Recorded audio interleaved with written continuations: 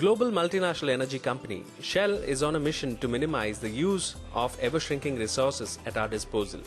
The company has invested heavily in green programs, from finding ways to convert household trash and agricultural waste into usable sources of energy, to testing diesel extracted from waste.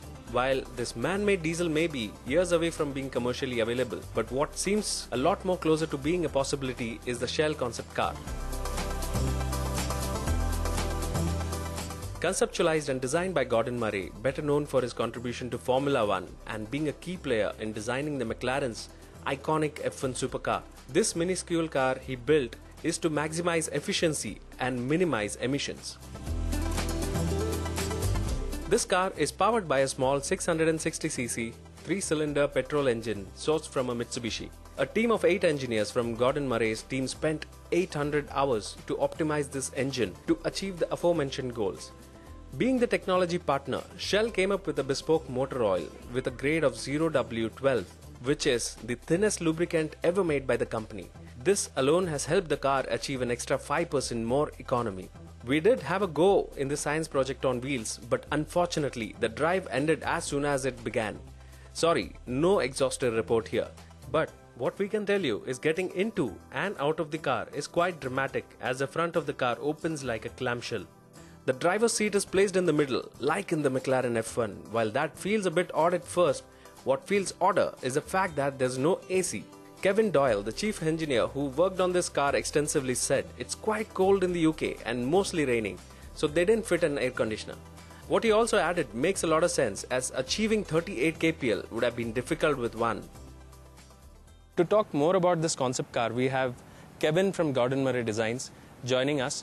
He can tell us a lot of details about this car. Kevin, can you tell us what materials you guys have used to make this car? Okay, so this car is mainly carbon fibre.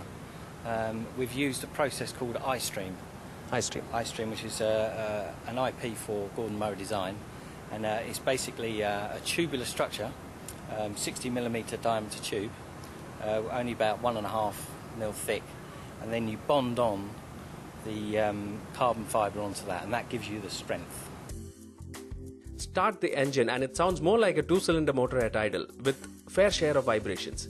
As we started moving, the car felt jerky at slow speeds. Kevin quickly replied, "That's the automated manual transmission sourced from the smart car, which has developed a small problem." Nevertheless, we didn't get a chance to extensively test this car, but Kevin Doyle has tested this car extensively at the Millbrook Proving Grounds, and you'd be surprised to learn that apart from returning a very green 38 kpl, this car can do 156 kph and breach the 100 kph mark in 15.8 seconds. However, I am convinced that it is the high efficiency that will stick to most minds like hot oil.